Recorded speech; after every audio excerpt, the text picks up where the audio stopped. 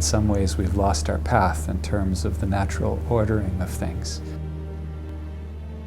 Lost what Pope Benedict and Pope Francis have called the rhythm of the love story between God and humanity.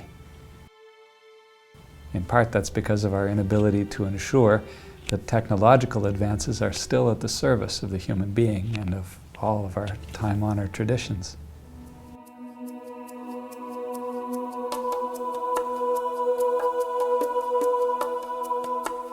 While the human telling of the story is done by the authors, the story itself is told in every star that shines in the sky, in the song of a bird, the shape of a leaf, in the field. Thomas Berry says we ought to be attending the University of the Universe because it's been the primary scientist, the primary teacher, the primary lawgiver, the primary economic corporation, and the primary model for how humans are to be living. And I think that's so beautiful, that the earth is our teacher.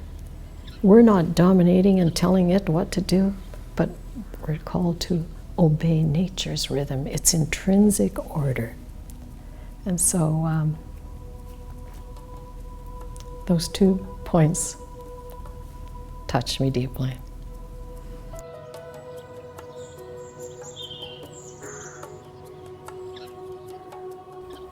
We have those 4 lines, the crosses that go across there, these lines like this. First Nation spirituality is very relational, and that enters into how we relate to creation. It's not just relationship with people, it's our relationship with ourselves, it's our relationship with God, it's our relationship with all of creation.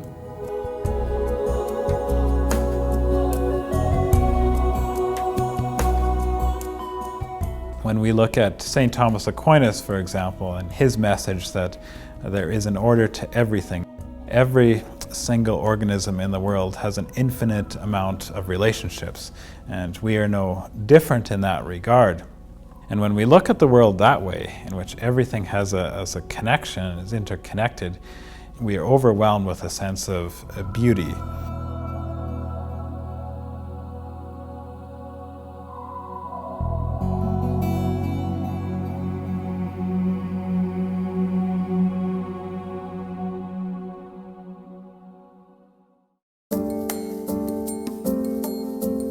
So the second of the themes is that the creation has an intrinsic order, that God created the world with an intelligibility and a coherence, and that human beings have a special place in that creation, and that we're capable of discerning what our role is and what the purpose of creation is.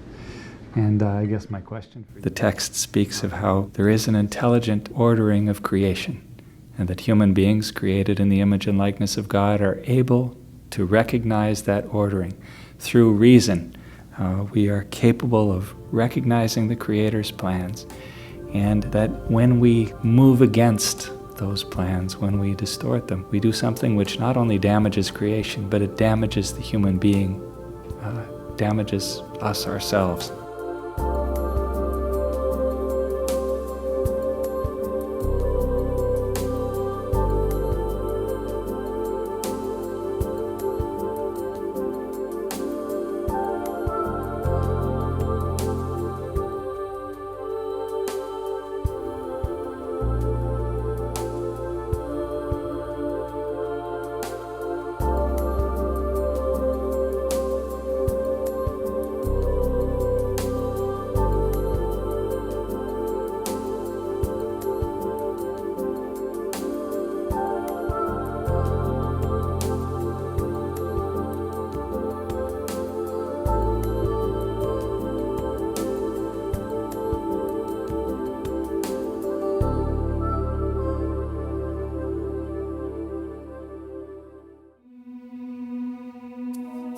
I had the privilege of growing up on a farm, at least the first few years of my life, where our daily life was part of something beautiful in the natural world.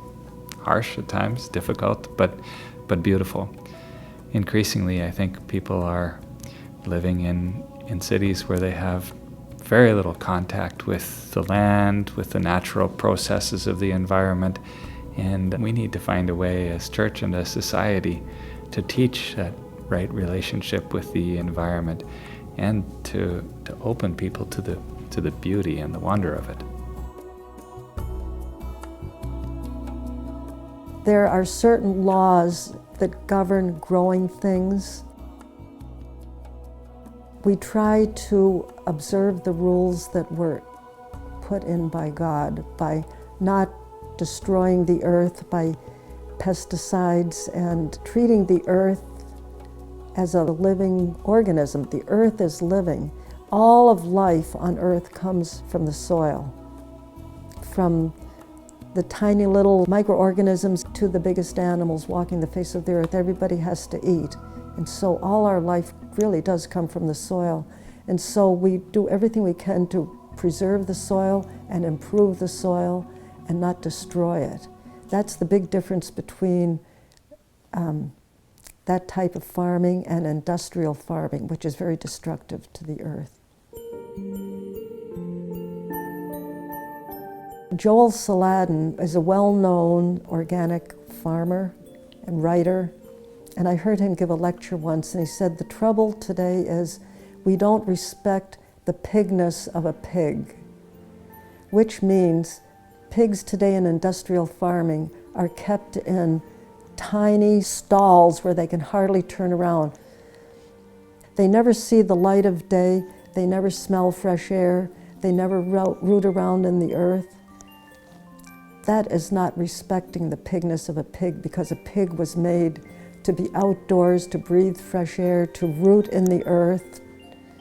The same thing goes for chickens, for the sheep, for all the animals. And that we try to treat the animals as God ordained they should be treated.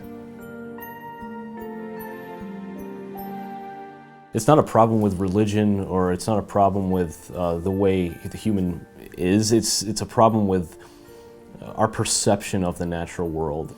We have particular aspects to our being that are very special and wonderful and unique, but we have to see that in a wider context of a cosmos where all beings have a particular aspect of their identity and their nature that is unique and that needs to be respected. We need to relearn that creation is the fruit of God's love for us, and that the created universe has an intrinsic order. One of the challenges we face today as church is to communicate what our human role is in this intelligent ordering of creation.